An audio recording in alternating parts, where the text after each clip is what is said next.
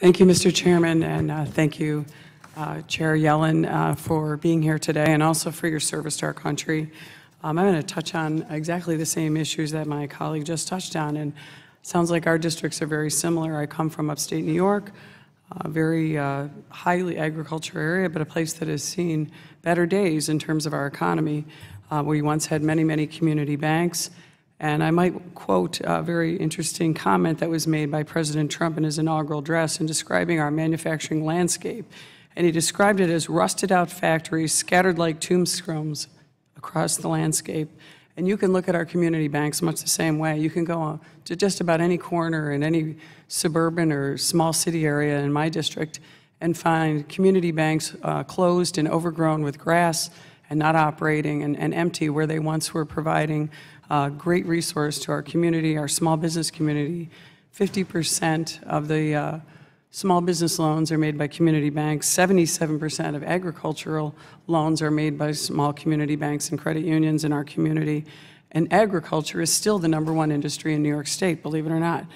And what I see, and very similar, I think this mirrors what's been going on in the business community as well as the banking community, as you provided in your prior comments to my predecessor speaker, that you think that a lot of government programs can help this and taxpayer money may be spent for work revitalization. But I'm suggesting possibly the free market, since in New York State, we spend 4 times more using taxpayer money and so-called cronyism on producing jobs and have the worst job production record in the nation, the highest outmigration of jobs and the highest outmigration of people because of our regulatory burden. And I thank you for indicating earlier that you do think that there are some ways that we can reduce regulations on some of these banks, especially the smaller ones who can't compete because of their compliance requirements. We now have the growing cybersecurity issue where that's becoming very costly and burdensome. Obviously, lending to mortgages and to personal loans are very difficult. You indicated earlier that you would support the Treasury's release that certain regulatory relief is in order. Could you tell me a couple of those recommendations that you would support in reducing regulations to help our small community banks and credit unions? So I am very supportive of trying to reduce the burdens on community banks. We have suggested that community banks, there are things that Congress could do to help reduce burdens. For example, Volcker rule and incentive compensation. Are you saying that you would eliminate the Volcker rule for small community banks? Wouldn't apply it to community banks. And where would you make that cutoff? Would it be something you would be interested in using overall, eliminating the Volcker rule, or just where would you make that arbitrary decision on what makes a small bank? We could discuss that. Yeah. I don't have So you don't have an idea in mind where we could actually do that? I'd love to know. I mean, honestly, I'm asking your... I mean, look, I'd prefer to get back to you on... Okay, so we don't have a specific cutoff. But I think there's a lot that the banking regulators can do on their own. We've finished an AGRIPA review.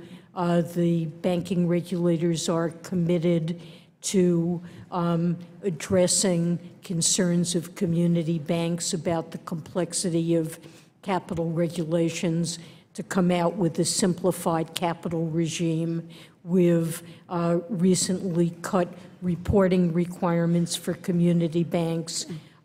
We're trying to extend exam cycles and to tailor the work that we do so more of it is done off-site in ways that are less burdensome to community banks, and to risk focus our supervision so that we're focusing in our exams on the areas that are really of greatest risk. So we have a long list of suggestions coming out of the AGRIPA review.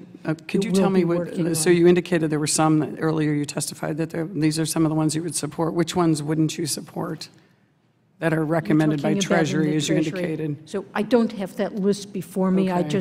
Let me say in general, that's an area of the report that we are quite supportive of. So I'm not, But definitely need the to Volcker consider. rule, at some point, you'd like to eliminate that, especially regarding community banks. yes. Can you give me an estimate about where the capitalization requirement would be to eliminate it? What we would try to do is simplify requirements for things like commercial real estate, high volatility, commercial real estate that community banks have found very complex, or tax-deferred assets or other capital instruments that have resulted in complexity. Time Thank of the you very much. gentlelady has expired. The chair now recognizes the gentleman